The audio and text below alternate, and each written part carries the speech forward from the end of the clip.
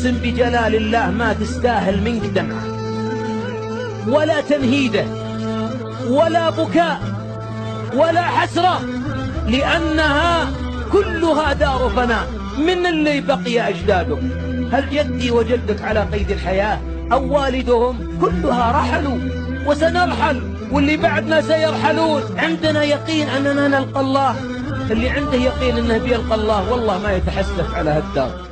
اللي يروح ما يشوف شر، واللي يجي الله يحييه. ولا تتحسر إلا على طاعة، ولا تحسد أحدا إلا في طاعة. لا حسد إلا في اثنتين: رجل آتاه الله القرآن، ورجل آتاه الله المال، هذا يقرأه وهذا ينفقه في الحق.